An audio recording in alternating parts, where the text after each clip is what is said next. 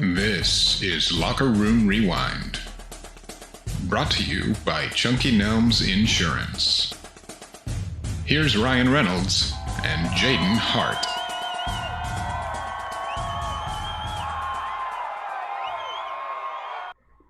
Hello, everyone, and welcome to Locker Room Rewind, powered by Chunky Gnomes Insurance. Access to over 20 insurance companies to give you the best value. Located at 1121 South Abe Street, San Angelo, Texas. www.chunkygnomes.com. Get insured today. It's September 19th, week 4 of the high school football season in the books. I'm Ryan Reynolds.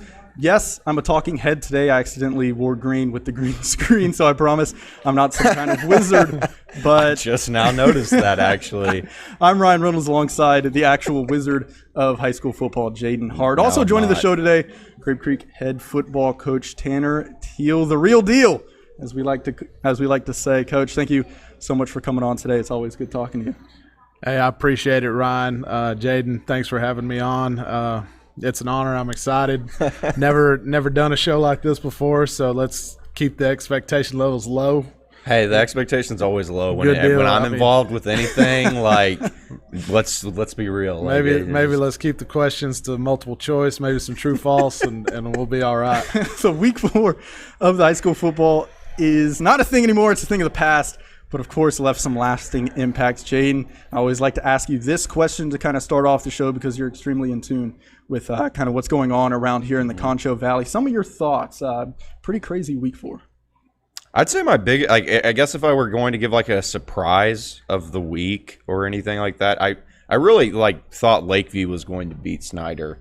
I thought that Lakeview would probably end up beating them by 2 touchdowns, but – like we talked about kind of in our preview cast, I wrote about it this week, was that Lakeview would have to stop the run, and Snyder ended up gaining about 200-something yards on Lakeview, and that really hurt them.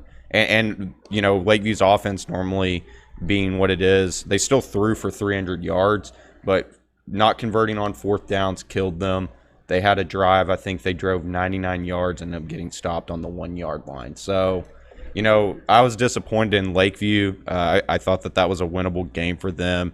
And then, obviously, Borden County and Sterling City last night, and Sterling City wins that game. They were up 20 points at one point, and then Borden County rattles off a bunch of points, comes back, has the lead, and then Sterling scores with 30 seconds left. And huge win for Sterling City. So I know we're going to get to that and stuff, but yeah, kind of my thoughts. We'll go ahead and touch on those 2 games a little later in the program. A couple other final scores from week 4. Reagan County beating TLCA 61-0. Alpine over Sonora 7-0. Brady picking up the win 38-24 over Dublin. And Wink beating El Dorado 61-46. But one of those final results from week 4 was your team, Coach, Grape Creek, falling to Coleman 24-8. This was a good Coleman team. They're now 3-1. Your team falling to 1-3. Put us in the coach's hat, Coach Thiel. What kind of happened there?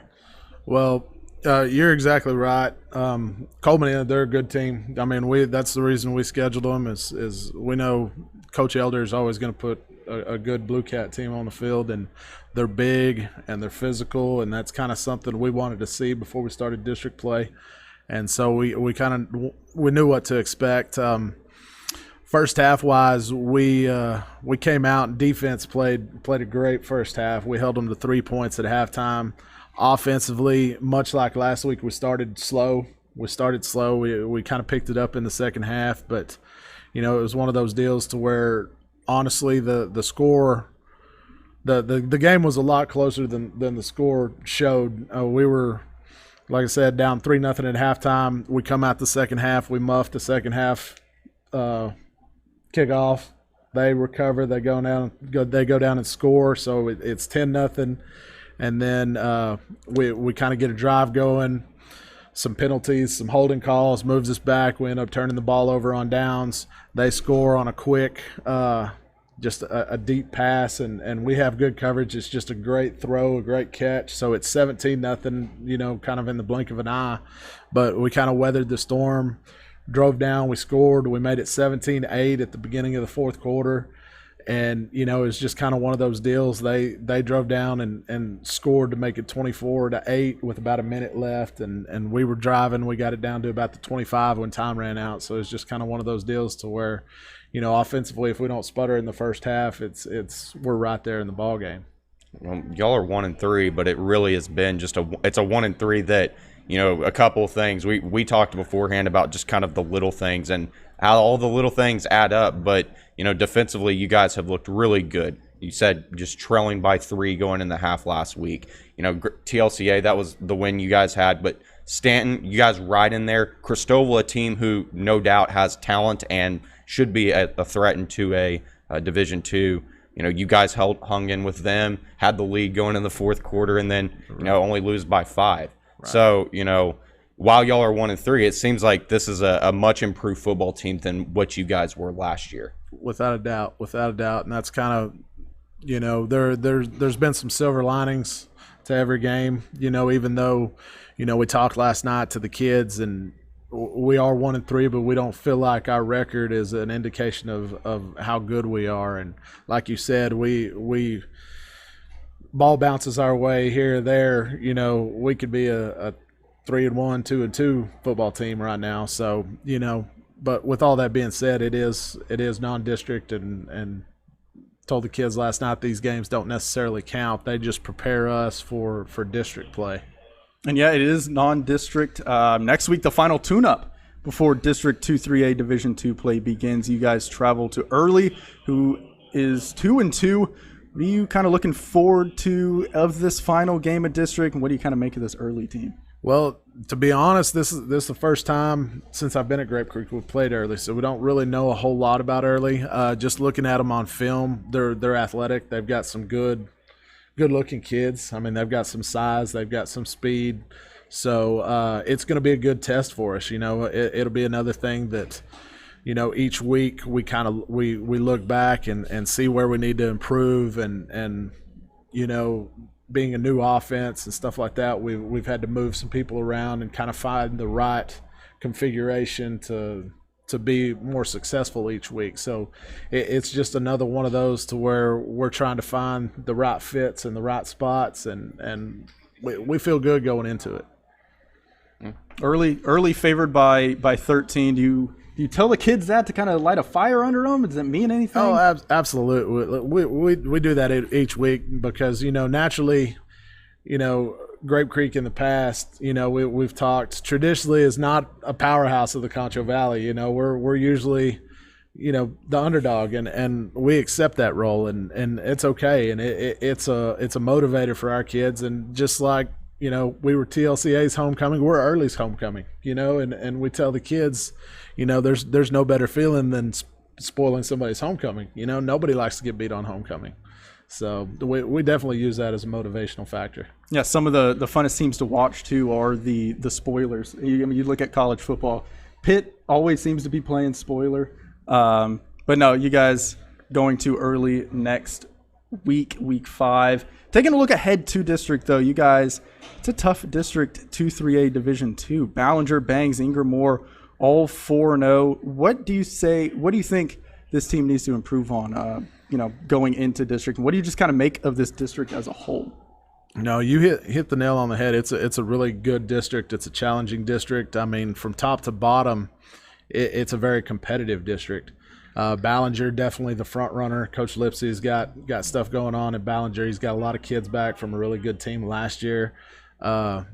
He's got, I mean, a lot of firepower. He's got a really good player in Adam Wynn, both sides of the ball. He's a difference maker.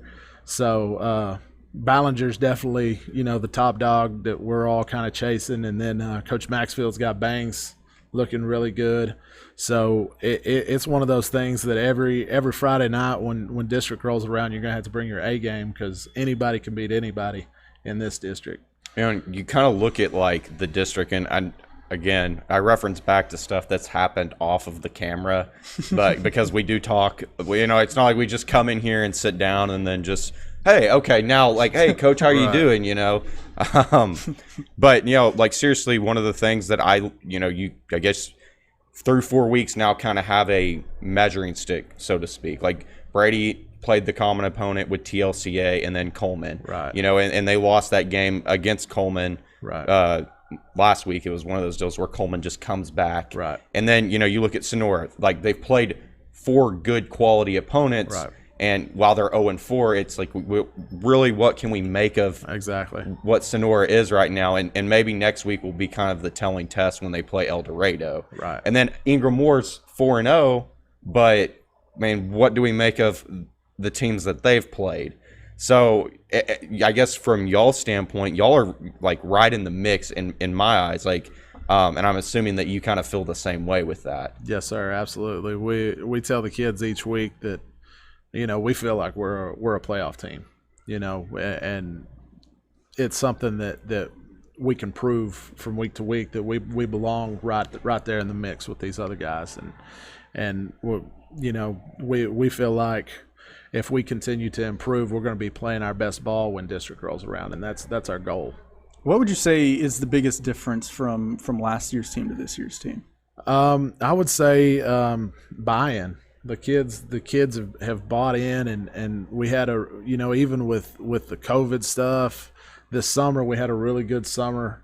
You know, the kids, when COVID shut everything off in the spring, the kids were so excited to come back this summer and put in the work. So they were hungry and just ready to play. They were ready to get back on the field and play. So I would say buy-in has been the biggest difference from last year to this year. You talk about buy-in. One of the things that these kids have to buy into is that new offense that you guys are running on the field, the single wing, something that's not really seen in today's high school football game. It's dated back, popular around the 1950s, 1960s. Right. Just what prompted the switch? Who generated this idea? What were those conversations like? It was just kind of happened, really. We started my first year as head coach. Grape Creek, before I got here, was running the spread, and so we kind of kept it in the spread, but we ran the option out of it. And then next year we kind of transitioned a little bit to the flex bone, and you know, we figured out really quick that we weren't Wall running the flex bone. You know, we were Grape Creek running the flex bone. And so, you know, just like we are now, each week we would kind of look and see what was working. Well, we started kind of running a heavy package out of that and running quarterback power with Jorge Rodriguez and having a little bit of success. And so my offensive line coach, his name is Randy Tankersley, and he's an ex-high school head football coach. He's been the head football coach at Wink and at Munster. And, you know, we were sitting there talking one night, and he was like, you know, it's basically single wing what we're running out of this. And I said, yeah, you kind of got a point. And so as soon as the season ended last year, we just started researching the single wing. I read probably 4 books, probably none of them published before 1950. I mean, there were some 1940s and, you know, stuff like that, some first editions that I read, and I've watched probably 10 or 11 DVDs on the single wing, and really there aren't many schools in Texas that run the single wing. The videos I were watching were teams from like West Virginia and Ohio and stuff like that, but everything that has to do with the single wing is, you know, do you have, you know, a big offensive line? Well, no, we don't. We're small, so hey, that checks right into the single wing box. Do you have a drop back quarterback? No, we don't. So hey, there's another plus that, you know. So it was just something that kind of fit our kids, and it was something that the past few years we've been looking for an identity, and so it was something that was different that we could call our own, that nobody else runs, and the kids have really bought into that, to the fact that, hey, nobody else runs this. This could be ours. This could be our calling card. So it's been really good as far as from that standpoint. We're still trying to get all the wrinkles worked out and the kids in the right spots. But each week we're kind of moving them around and trying to find that right combination. And so far it's been really good. The legendary Pop Warner actually making the single wing. I did not know the that. thing. How about that? No, it's actually it's a really fun offense to watch. If you can get out to a Grape Creek game, make sure you go out and watch that single wing at work. You can't see it in week 5 because they are at early. Yeah, but you hit the road. You can come back, and they host Bangs on October 9th. district opener. You can watch Coach Thiel work his magic, and you can watch that awesome single wing offense. There's still a lot of season left to play, Coach. Like I said, you guys traveling to early September 25th, 7:30 p.m. the kickoff time at Longhorn Stadium. It's such a great time always talking to you, Coach. Just thank you so much for taking your time out of your Saturday and coming on to Locker Room Rewind. Absolutely, guys. I appreciate it and really enjoyed it. Y'all kept the questions pretty easy. So, hey, anytime you need me to come back, more than willing. And I'll stutter through them, and it's all right. Sometimes the guest ends up sounding a little bit better than the guy that does this professionally. So, oh yeah, I've learned that to be the case. I can barely talk half the time. Yeah. Yeah, you should watch me during Inside the Game. I'm just sitting there, gotten these elegant scripts that I've written up all week, and I'm so excited for the story that I'm about to tell before the highlights of a game, and I botched the script and it ends up just being disappointing. So it's a letdown. You as a coach, you talk to 14, 15, 16-year-old kids all day. It's pretty easy. If you can talk to kids like that, you can talk to just about anybody because they'll believe pretty much anything you say. It's true. A skill I need to learn for sure. Coach Thiel, everyone, we're going to take a quick break. We will recap some of the Week 4 games from around the Concho Valley. We're going to take a quick break after this word from our local sponsor.